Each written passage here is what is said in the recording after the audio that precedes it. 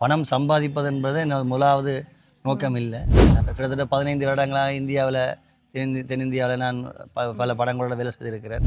அப்போ இங்கே உள்ள கலைஞரோட சேர்ந்து நான் கற்ற அறிவை மற்றோட ஷேர் பண்ணணும். அதுதான் என்னோடய மெயின் நோக்கம். அப்போ சொன்னார், உங்களுக்கு ஒரு ஹாஃப் டே போதும் எல்லாம் பார்க்குறதுக்கு. எனக்கு ஒரு மாதிரி இருந்து என்னடா நானுக்கா சுற்றி எல்லாத்தையும் பார்த்தா தான் நான் ஒரு கிளியர் விஷயம் எடுக்கிறேன். இன்றைக்கு நாங்கள் ஒரு ஹாஃப் டே கேட்டிருப்போம்.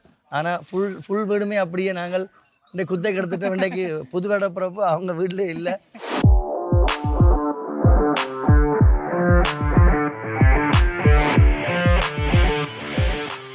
வணக்கம், நான் தான் உங்கள் லிப்சிஜா. இன்றைக்கு பார்த்தீங்கன்னு சொன்னால் மன்மதன் பாஸ்கி அவர்களுடைய இயக்கத்தில் உருவாகி கொண்டிருக்கும் முழுநில திரைப்பட படப்பிடிப்பு தளத்தில் நிற்கிறோம். இன்றைக்கு இறுதி கட்டத்தை நெருங்கி இருக்கிறது. நாளைய நாளோடு இந்த படப்பிடிப்பு நிறைவு பெற போகிறது. அதே சந்தர்ப்பத்தில் இன்றைக்கு யார் எங்களுக்கு பக்கத்தில் நிற்கிறேன்னு சொன்னால், இலங்கையில் அதுவும் யாழ்ப்பாணத்தில் பிரசித்தி பெற்ற ஒரு பேசு பொருளாக இருக்கிற ஒரு டிஓபி ஏகே கமலன்னா அது ஒரு பிராண்ட். அவரோட நாங்கள் கதைப்போம். இப்போ அவர் பல படங்களில் டிஓபியாக பணியாற்றி இருக்கிறார். அதே போல் இந்த படத்துலேயும் அவருடைய பங்களிப்பு இருக்கிறது. அவர் தான் டிஓபியாக பணியாற்றி கொண்டிருக்கிறார். அவர்கிட்ட கேட்போம் நாங்கள், இந்த படத்தினுடைய வாய்ப்பு உங்களுக்கு எப்படி கிடைச்சதுன்னு சொல்லி. வணக்கம் அண்ணா. வணக்கம் வணக்கம் வணக்கம். உங்களை எல்லாருக்குமே தெரியும். இந்த படத்தில் நீங்கள் பணியாற்றினது, இந்த வாய்ப்பு உங்களுக்கு எப்படி கிடைச்சது, அதை பற்றி கொஞ்சம் சொல்ல முடியுமா? நான் நிறைய திரைப்படங்களை இங்கே இந்தியாவில் நிறைய இதில் வேலை செஞ்சுருக்கிறேன். அந்த ரீதியில் இது பாஸ்கி எனக்கு ஆல்ரெடி ஃபேஸ்புக் மூலமாக எனக்கு நண்பர். அந்த இதில் தொடர்ச்சியாக அவ தேடிக்கொண்டு இருந்துக்கணும், வேறு சைட்லேயும் தேடிக்கொண்டு இருந்தவன் எனக்கு பொருத்தமான சைட்டில் அது ஃப்ரீயாக இருக்கணும் எல்லாத்தையுமே பார்த்துட்டு அந்த சைட்லேருந்து எனக்கு விமல் தான் எனக்கு கால் பண்ணினவர். அதுபோல் சிவராஜ்யம் அதோட பேசியிருந்தார், எப்படி நீங்கள் செய்கிறீங்களா அப்படின்னு சொல்லி கேட்டிருந்தவர். அப்போ அது அப்படியே வந்தது, அந்த ரீதியெலாம் அப்படியே கனெக்ட் ஆகி வந்தது நினைக்கிறேன் நான். உண்மையிலேயே இந்த ஈழத்தில் இருக்கிற ஆட்களுக்கு, ஈழத்தில் இருக்கிற கலைஞர்களுக்கு ஒரு வாய்ப்பை கொடுக்கறதுன்றது ஒரு சினிமாவுக்கு அதுவும் ஒரு வளர்ச்சியாக நாங்கள் பார்க்குறோம்.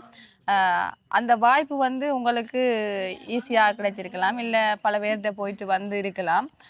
அப்படி இருக்கைகளையும் நீங்கள் அந்த வாய்ப்பை ஏற்று எவ்வளவு அதை இலகுவாக அவருக்கு ஏற்ற வகையில், அவருடைய நிதி பங்களிப்புக்கு ஏற்ற வகையில் எப்படி அந்த படப்பிடிப்பை மேற்கொள்ளலாம் என்று ஒரு திட்டத்தை நீங்கள் போட்டு இன்றைக்கு இந்த படப்பிடிப்பை நீங்கள் மேற்கொண்டிருக்கீங்க. இது உங்களுக்கு எவ்வாறு இருந்தது இந்த ஷூட் பண்ணும்போது? என்னோட முதலாவது இந்த திரைப்படத்தின் உள்ளே வந்தது நோக்கம் பணம் சம்பாதிப்பது என்பது எனது முதலாவது நோக்கம் இல்லை. கிட்டத்தட்ட 15 வருடங்களாக இந்தியாவில் தென்னிந்தியாவில் நான் பல படங்களோட வேலை செய்திருக்கிறேன். அப்போ இங்கே உள்ள கலைஞரோட சேர்ந்து நான் கற்ற அறிவை மற்றோட ஷேர் பண்ணணும். அதுதான் என்னோட மெயின் நோக்கம்.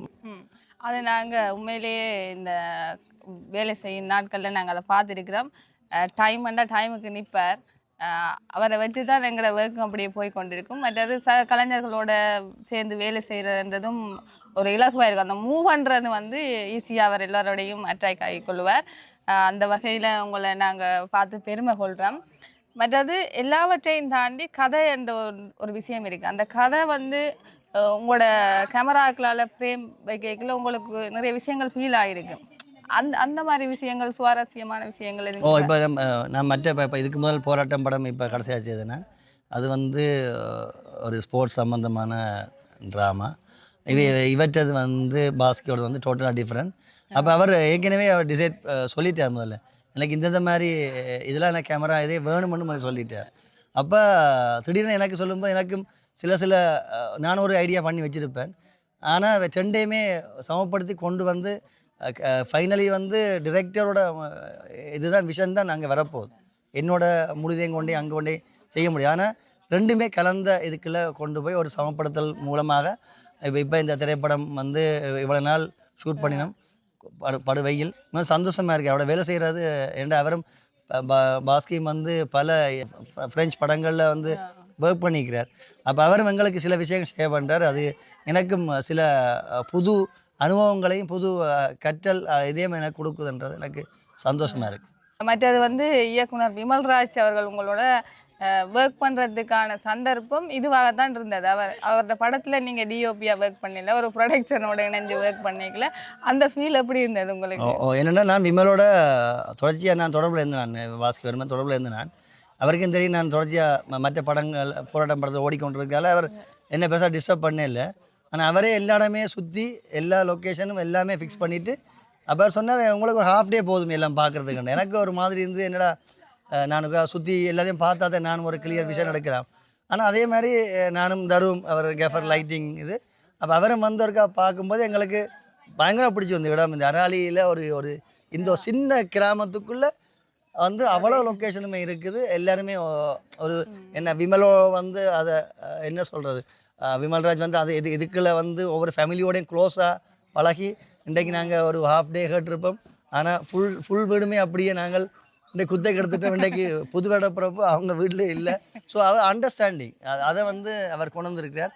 அந்த இதில் நான் மிக பெருமைப்படுறேன். எங்களோட வேலையை அவர் இலவப்படுத்திக்கிறார். நாங்கள் எந்த டிஸ்டர்பும் இல்லாமல் நான் ஷூட்டிங்கை மட்டும் பார்த்துட்டு இருக்கிறோம். உண்மையிலேயே நீங்கள்லாம் இந்த மாதிரி பெரிய விஷயங்களை சொல்லும்போது எங்களை மாதிரி இருக்கிறதான ஏனைய கலைஞர்களுக்கு வந்து அடுத்த கட்டத்தை நோக்கி நகர்வதற்கு ஒரு பிளஸ்ஸிங்கோட சேர்ந்து ஒரு ஆலோசனையாகவும் இருக்கும். தொடர்ந்து நீங்கள் இந்த படத்தில் வேலை செய்தது உங்களோட ஃப்ரேமிங் அதுகள் எல்லாம் நாங்கள் தியேட்டரில் மிக விரைவில் பார்க்கணுமென்று ஆசைப்படுறோம். எங்களோட சேர்ந்து பார்த்து கொண்டு இருக்கிறவங்களும் அதை விரும்புவாங்க. அதுக்கான நேரம் சரியாக வருமென்று நான் நினைக்கிறேன். தொடர்ந்து உங்களுடைய பயணம் இருக்கணும், எங்களோட மீண்டும் வேலை செய்யணும், அது இணையணும்னு நாங்கள் கூறிக்கொண்டு இந்த நேரத்தில் உங்களோட டைமை இந்த ஷூட்டிங் நேரத்துலையும் எங்களுக்கு ஒரு குறிப்பிட்ட டைமை தந்து இந்த நேர்காணலை தந்ததுக்கு ரொம்ப நன்றி. நன்றி.